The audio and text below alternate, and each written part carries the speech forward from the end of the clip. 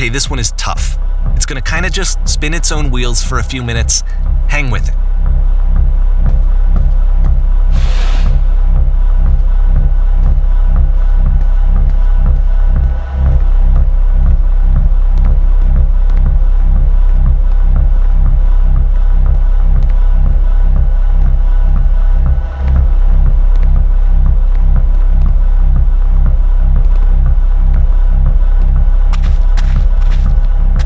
See, this is it, the whole game, and there's nothing that's particularly interesting about it. You just walk to the end of a hallway.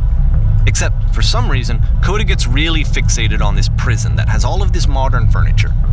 And I don't know why, but he decides he needs to revisit this prison. He's gonna start over, use the same assets, turn it into something else. Okay, cool, here's version 2.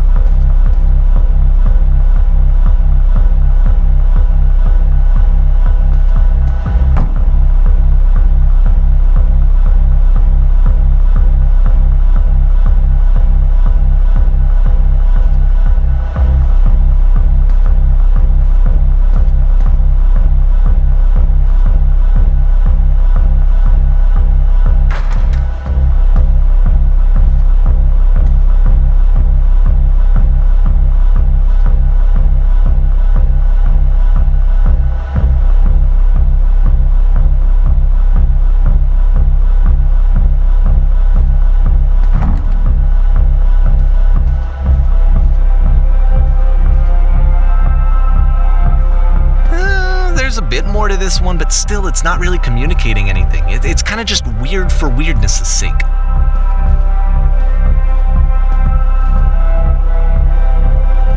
So okay, he throws it out and starts over. This time he comes at the prison idea from a different direction.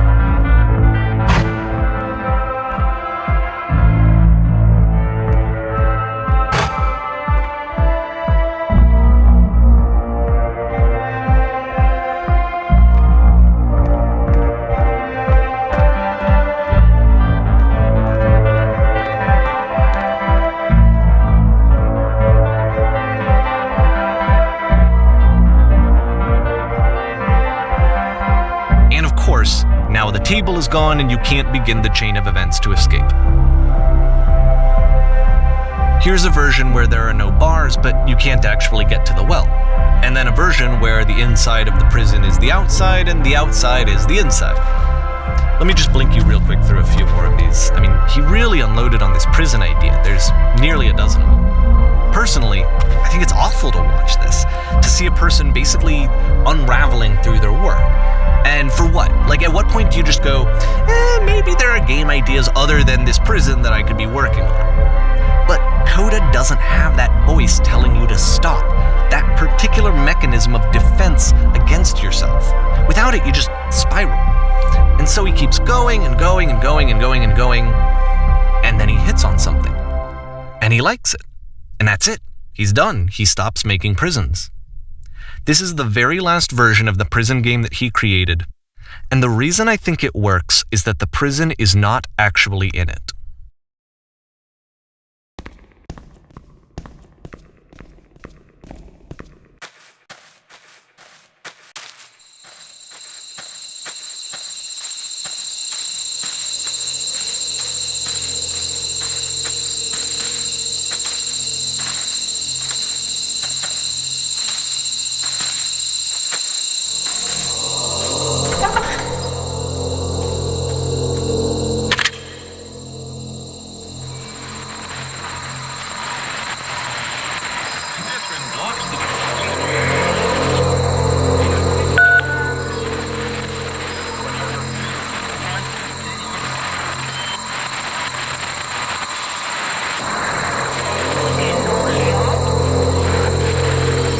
It's a conversation.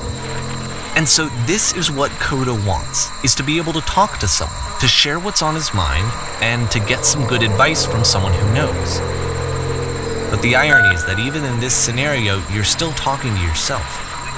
You know, all of these games so far are Coda talking to himself.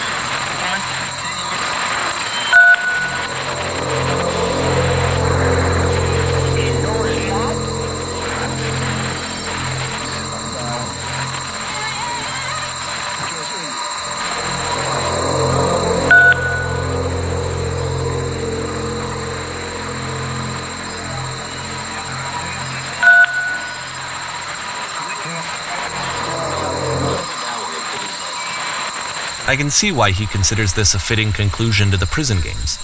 After all of the obsession and frustration, just to be told by someone you can trust that things are going to be okay.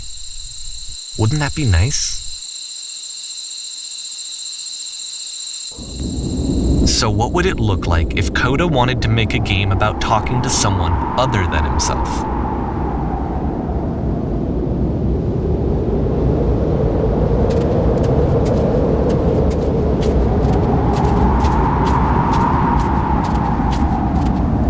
To me, this environment is meant to represent Coda's puzzle, with the two doors on either side and a dark transitional space between.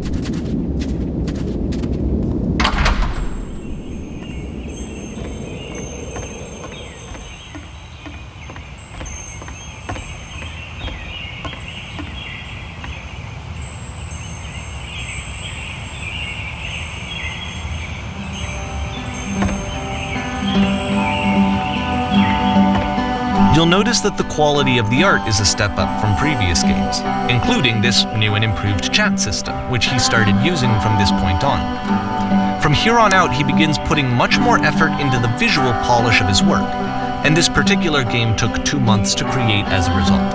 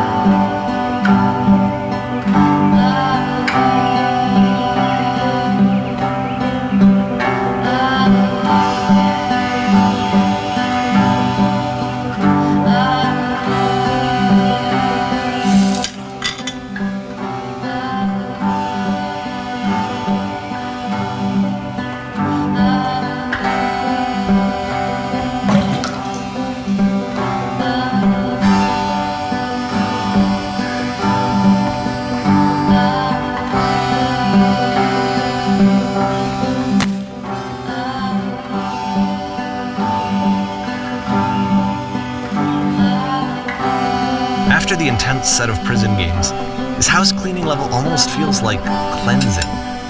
It's the moment after a particularly difficult or traumatic experience where you just need to let it sit and digest inside of you, and eventually cohere into something meaningful.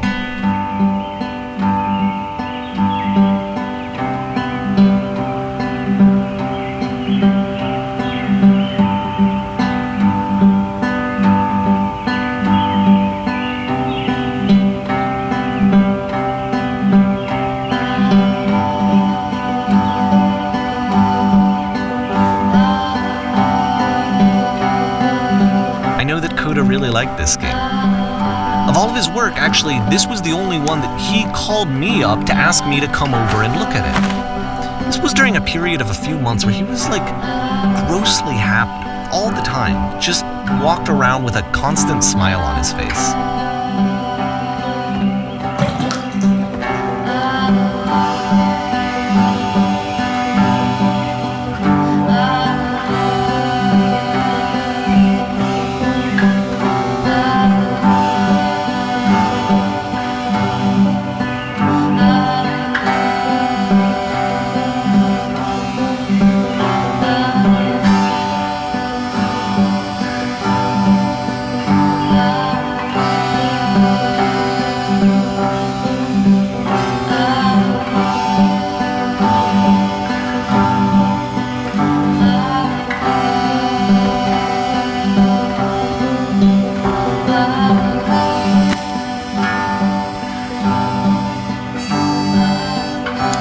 I'm glad he made this. I'm glad he found some peace.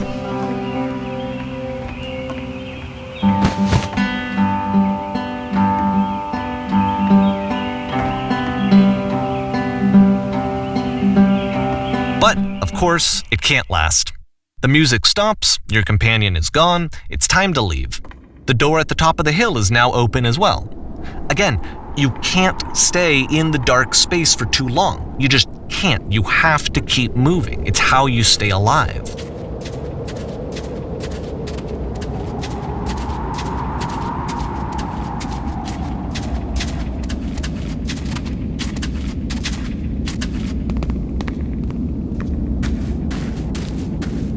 Which is the whole point of the puzzle doors, right?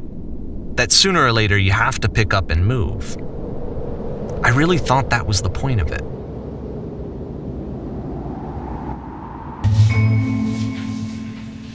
This one gets a bit goofy.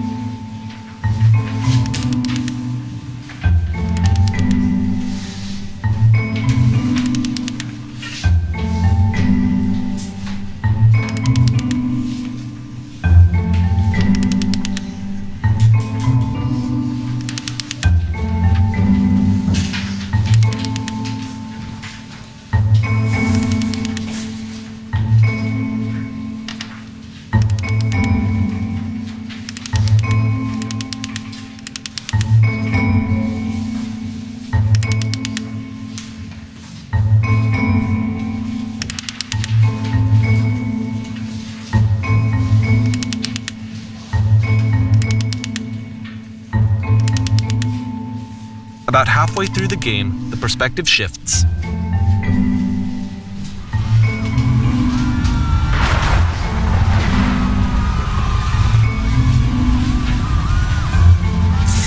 And you play as the teacher. And suddenly, you discover that your teacher is just as bigoted and afraid as you are. Oh, and also you can move around the classroom now.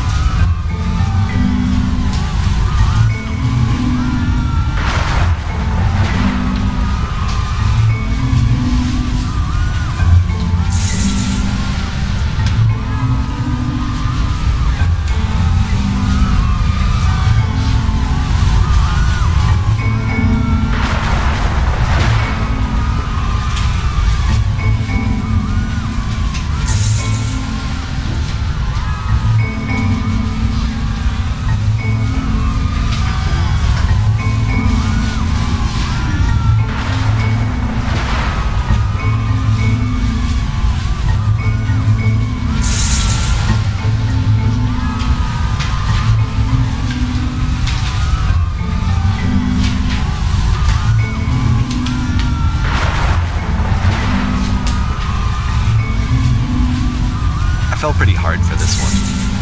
I feel like it's one of the most relatable experiences that you can have. To assume that some other person is perfect and totally fulfilled in every way, and completely miss all of the little flaws that make them painfully human. I think about this game a lot these days.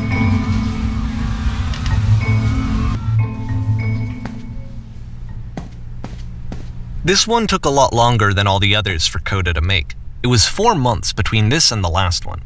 That's twice as long as it took him to make any other game before this, and it's not like it's particularly complex, so I remember I found that a little strange at the time.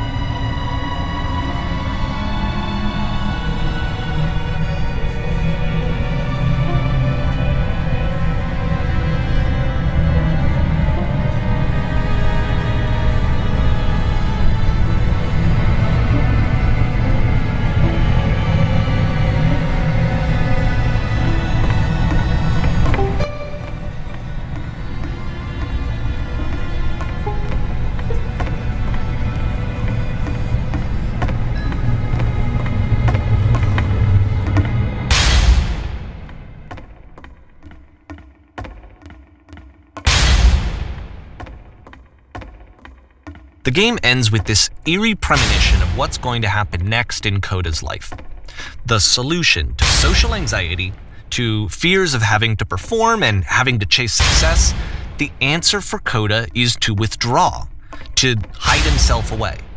Which is what leads to scenarios like the stairs that slowed you down several games ago, where it just becomes harder and harder to access Coda's inner landscape because he keeps retreating. He just keeps backing away from possible connections to anyone other than himself. And to be honest, I didn't consider it very healthy when I first played this game. You know, it looked to me like he was trying to justify the idea of just disconnecting yourself from the world. And that wasn't what I wanted for him or for his games. Because I feel like a lot of his games are inviting me to connect with this person, to bring him closer. But what can you do? After this, Coda went off and took another 5 months to make a new game.